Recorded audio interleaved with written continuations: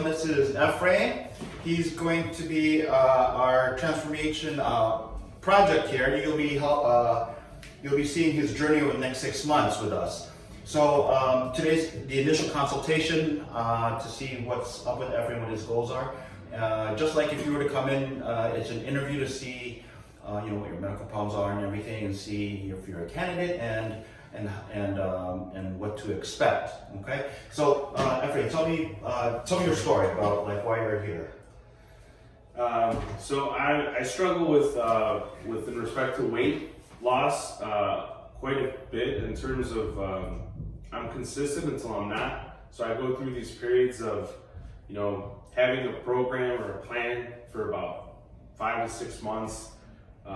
It works, and then something happens with life stresses, and I end up falling off one way or another. I try to stay active as much as I can. I'm only active about maybe 3 times a week.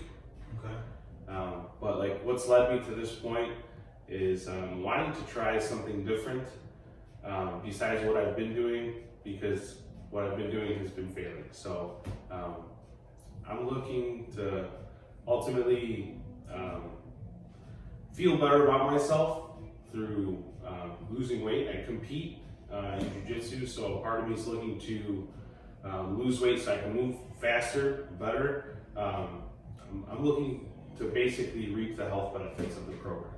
Okay, so you said you're like active 3 times a week. Why is that? Busy or? So I have split custody with my kids, okay, Tuesday through Thursday and every other Saturday. So my gym and my work schedule permit that after Mondays and Fridays I can basically work out for like 2 to 3 hours, and then Saturdays and is sometimes. So I'll usually work out 2 to 3 times per week, just depending on schedule is ultimately the biggest thing.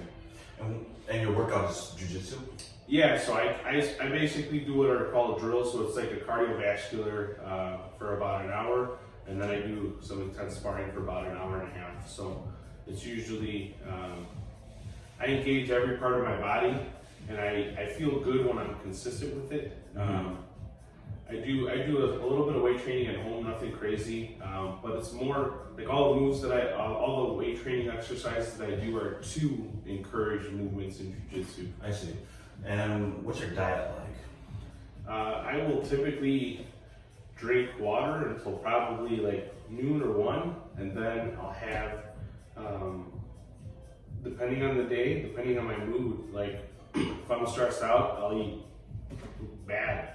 There'll be days where I'm disciplined and I'll eat, like the days that I'm training, I'll usually eat lighter so that when I go on the mats, I'm not sweating, I'm not dehydrated. So I would say more than that, Tuesday through Thursday, I eat like crap, like it's bad. Okay. And so you're kind of like a stress eater, you think? Absolutely, yeah. So like, I travel for my job, so I drive quite a bit. So if I had like a refrigerator in my office, I think I'd be able to have a more consistent like diet plan. There's a million reasons why. Like I think in the end, if I had like the motivation, the discipline, or everything kind of fell into the right place, I'd feel better about everything. There's always something. So I'm looking to stop the excuses ultimately with this. Yeah. I remember we talked before. You mentioned that you intermittent fast. Yes. Good. Like when do you stop eating? When do you start? So my window opens up from usually about, I try to push towards 12 to 1. So that's when it usually starts, and then it's for about 12 midnight? No, 12 in the afternoon. So usually, so like I won't eat all morning, and then I will begin around 12. Okay. And then if it's at 12, I'll stop usually around 7 or 8. And then if I just get hungry after that, I just drink water, but like I just try not to have any more food after that. Okay, so you're around 8. So that's pretty good. So you do a 16 to 8. Okay, good. What medical problems do you have? Or do you have any medical problems? I have intestinal reflux, so like GERD. So like I have bad digestion, which is one of the reasons I don't want to eat late. Like that'll impact that. I have anxiety, depression, a multitude of stressors. I'm a dad, single dad, a working dad, so anything that in a day would cause me stress, would cause me to want to have some type of vice. So medically, right now I feel good, but I know I can feel better. I know you mentioned before you had heart issues. Yeah. So when I was 20, I started to develop like an arrhythmia in my heart. I didn't know what it was for about 10 years. I saw a cardiologist and they were just like, it's just a small palpitation you have. It's transformed with my anxiety into like something where, depending on the stressors, anxiety will have like more palpitations, but they're called PVCs. I just learned about them like last year because I had a machine attached to me. They did all these tests that basically in the end of the day determined like, I have what's called the precardiovascular like heart palpitation, which is like manageable as long as it doesn't get too bad. I don't have to go to the doctor or anything like that. Cool. And I work on intensity, so it's not triggered by like heavy workouts. It's more triggered by like caffeine or anything that's like a stimulant, like coffee or anything like that. Okay. Are you taking any medications, any supplements right now? The only thing I'm taking right now is alprazolam, just for anxiety, like as needed, but nothing like a supplement, nothing like to help boost my performance or anything like that. How often do you take the alprazolam? Just as needed. So usually I'll just take like 0.50 milligrams of half a milligram. Like if I'm driving, if I'm like stressed out, and like I'll get like claustrophobic in traffic. It's almost like having a cigarette. Like it just calms my body down enough. So it's not like I would say a large amount. There's days in a row where I just don't take any. Okay. Which makes me. So you're not taking it every day? I try not to. Okay. Absolutely not. Yeah. And no smoking, no drinking? Okay. Drinking, I do very lightly, like. But nothing every day? Like social, no, Okay. I can't. I have one last thing, like a uveitis, which is like one of the reasons I can't drink. So like if I drink too much, the little bell in the back of my throat, it swells up. So you have problems sleeping? You snore a lot? I definitely snore a lot. Okay, so you have problems sleeping. So, all right, so just based on everything we talked about, there's a couple of things. So, big part of your problem is just overall stressors in your body. Stress, just in anyone's life, will just kill your system, specifically your hormone levels and your testosterone. So, and the problem is, number one, you're sleeping. And that's, and a lot of that's due to just your anatomical problem, but everything else that's going on in your life, is causing all the stress in your body. So we gotta, do as much as possible to fix that. Okay. We're gonna work on that.